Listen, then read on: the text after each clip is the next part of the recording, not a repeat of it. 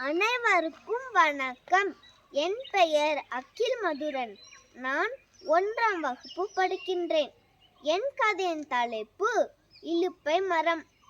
முன்னொரு காலத்துல ஒரு அழகான நீரோடைக்கு பக்கத்துல வானுயர்ந்த இலுப்பை மரம் ஒன்று இருந்துச்சா. அந்த மரத்துல காகங்கள், மைனாக்கள், மீன் கொத்திங்கள் போன்ற எண்ணற்ற பறவைகள் ஒற்றுமையா வாழ்ந்து வந்தாங்களா. ஒரு நாள் பச்சை கிளி கூட்டம் ஒன்று அங்க வந்துச்சா. ஐயா ஐயா, நாங்க பொழப்ப தேடி வெகு தொலைவிலிருந்து வரோம்.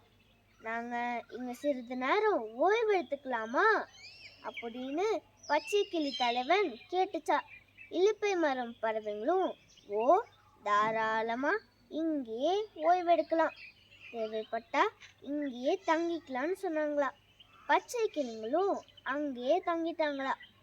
சிறிது நாட்கள் கழிச்சு பச்சை கிளிங்கள் மற்ற பறவைங்களை பார்த்து, சேச்ச எப்படிதான் பூச்சி புழுக்களை தின்றீங்களோ, அதை நினைச்சாவே ஒரே கொமட்டலா வருதுன்னு சொல்லி ஏளன பண்ணாங்களாம். பழங்களும் விதைகளும் தான் சிறந்த உணவு அப்படின்னு பெருமையா பேசிக்கிட்டாங்களா. மற்ற பறவைகளும் நாங்கள் என்ன சாப்பிட்றோமோ அதுவே எங்களுக்கு போதுமானது அப்படின்னு சொன்னாங்களா. இன்னும் சிறிது நாட்கள் கழிச்சு பச்சை கிளிங்கள் மற்ற பறவைங்களை பார்த்து, நீங்க எல்லாரும் பேசுறதுக்கு கேட்க ஒரே இறைச்சலா இருக்கு, ஏன் நீங்க எல்லாரும் எங்களை போல இனிமையா பேச கத்துக்க கூடாதுன்னு சொல்லி வற்புறுத்த தொடங்கினாங்களா. இதுவரை மகிழ்ச்சியான அந்த இலுப்பை மரத்துல இது ஒரு புதிய குழப்பத்தை ஏற்படுத்தவே ஒரு நாள் வயசான காகம் ஒன்று அவசர கூட்டத்தை கூட்டுச்சா. நண்பர்களே, இந்த இலுப்பை மரம் பல தலைமுறைகள் நம்ம எல்லாருக்கும் வாழ இடம் கொடுத்த மரம்.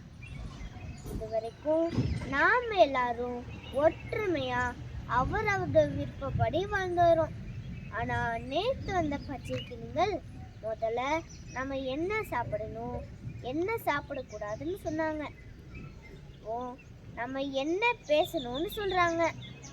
இத இப்படியே விட்டுட்டா நாமளா இருக்க முடியாது, என்ன சொல்றீங்க அப்படின்னு கேட்டுச்சா.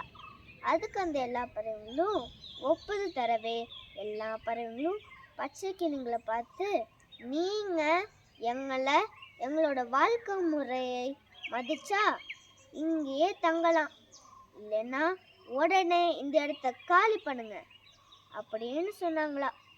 பச்சை கிளிங்களுக்கு இந்த நிகழ்வு ஒரே அவமானமா போயிடுச்சா. அதனால சோகத்தோட அந்த இடத்துல இருந்து வெளியேறிட்டாங்களா. அதன் பிறகு அந்த இலுப்பை மரம் பழைய இறைச்சலோட கூடிய மகிழ்ச்சியான இடமா மாறிச்சா.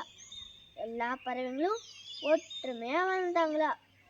நீதி, பிறர் வாழும் முறையை மதியாதோ அங்கே தங்கும் தகுதி இழப்பர். நன்றி.